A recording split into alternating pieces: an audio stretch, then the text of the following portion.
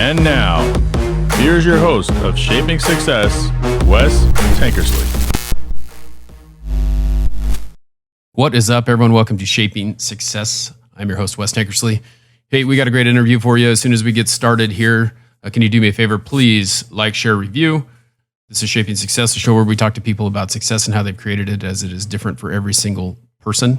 If you're on the YouTube channel, please hit subscribe, hit that bell, help us to get it out there. The more we have, the more people we reach, and that is the big thing. If you're looking for some Shaping Success gear, hit that link in my bio. We got sweatshirts, hats, hoodies, stickers, all that stuff. Today's guest is a friend of mine that I have met on another live that I do every Wednesday with my friend Jay Finning called One Drink Wednesday. If you guys want to come hang out with that, 7 o'clock Pacific every Wednesday. Our guest is Chris Kram. What is happening, Chris? What is going on, Wes? Thanks for having me on finally, man. All those little texts and messages I send on your One Drink Wednesday. Finally get a little virtual face-to-face.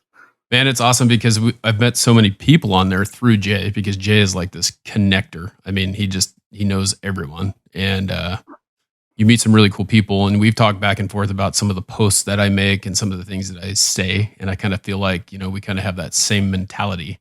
And you're an entrepreneur, but you're also doing a bunch of stuff to get there, right? And that's what we're all trying to do. Like, we have these day jobs and we're doing all these side things to get to where we really want to be.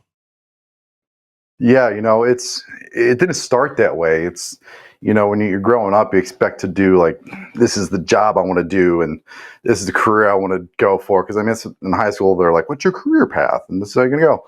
And the older I've gotten, the more I realized I still have no idea. So entrepreneurs, like, when you put a meal together and call it rustic, it's just messy. So that's kind of what entrepreneurs is, just messy. It's all over the place. But it's trying to find that purpose again, which, military gives you purpose to get out. Now you're like, okay, now what do I do? And it's crazy that you chose a path of military. So let's talk about that a little bit, because it sounded like you're a pretty good baseball player in high school. Like, this was something that you were going, you thought maybe this would be something that you could do. So talk about that a little bit. Yeah, the military baseball sort of transition was interesting. I got attacked by a Rottweiler when I was 17, and it bit a hole through my right forearm muscle, like right there. You can't see it, but it actually bit a hole through the throwing arm. I was supposed to play some really big tournaments coming up my junior and senior year, and because of the injury, I didn't play my senior year. And my parents put a lot of money into me playing baseball. It's pretty good, and I'm like, I'm going to join the military. So naturally, that didn't go well. But the military, it really, really helped me focus on things, because if I went to college straight out of high school, oh my God, I would have been an idiot. Yeah. Just wouldn't have the discipline or the focus I would have needed to actually graduate like I did last year. Well, it's interesting because we'll talk about the military. I want to talk about the military thing, but the baseball thing is pretty impressive to me, because, I always feel like there's a lot of life lessons in baseball. And we talked a little bit, I coach, but there's so many things that baseball teaches you as far as like failing and succeeding and all that stuff. And you had, like you said, your parents put a lot of money into you. So like, you came up from this situation where, I'm guessing, because this is the way it is here, but these guys are playing club ball. So high school ball is pretty much free, or, well, they started charging a little bit now, but it used to be pretty much free. Like, you could go do that. But if you wanted to excel, if you wanted to be better, you had to go do club ball or play more, right? And so that's a whole different dynamic.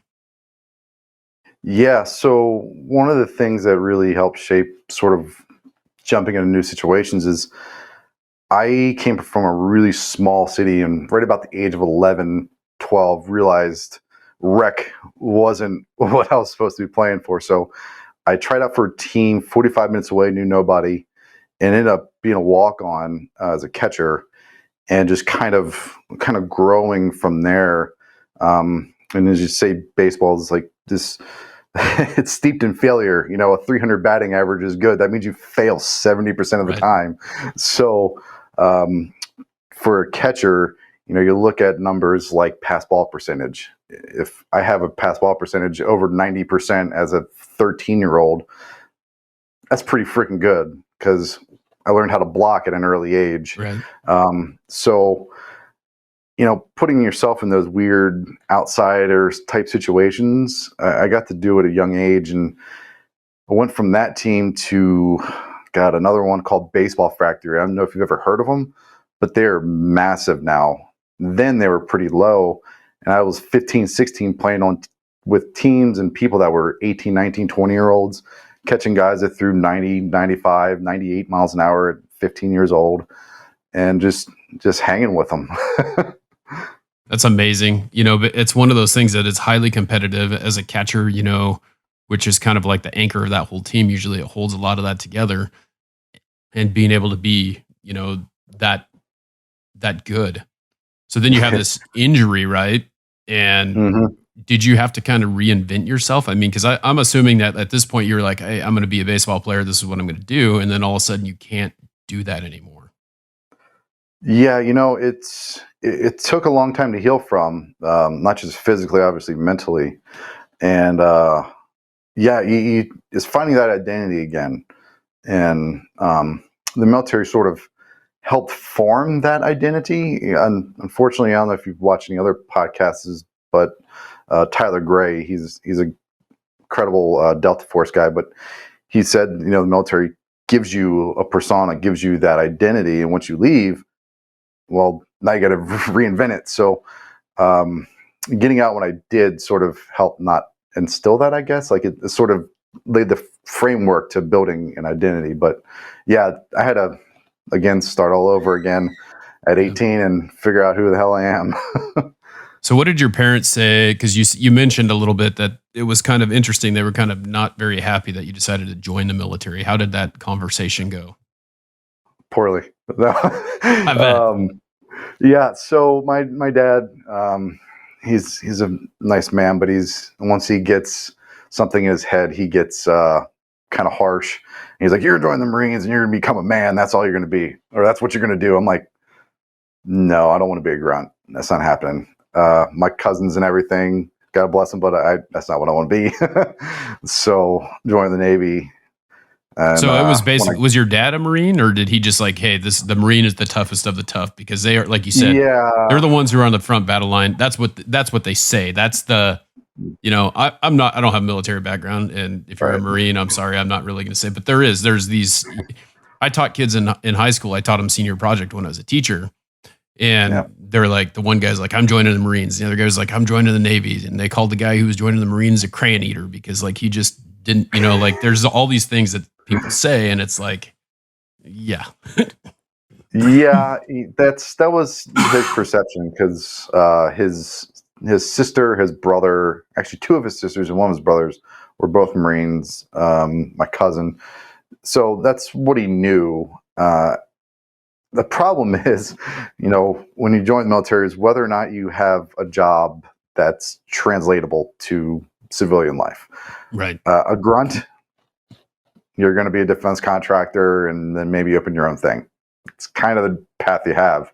I did aviation, electrician, avionics. So all the electrical stuff that goes on a plane, the navigation, the GPS, the radar, tactical things, like that translates over to the job I'm doing now as an engineer. So like it's obviously helped.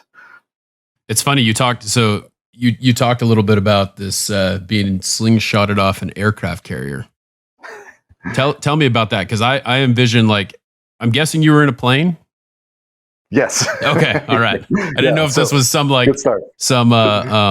what do they call it? Like when they initiate you, it's like, here you go. We're going to shoot you off the plane and you're or off the aircraft carrier. I mean, that would be rough. Going 160 miles an hour in 1.8 seconds, 70 feet off the ground or water.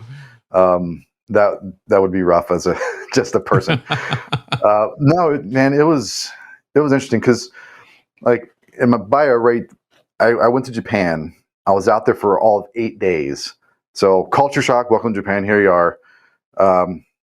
I got to see a countryside because a helo dropped like 200 rounds of ammo off of and I had to go find it in the middle of country I've never been. They're like, okay, now you're going to fly out to the ship. So I got flown out, got to get a recovery, which you go from about 160 to 0 in 300 feet.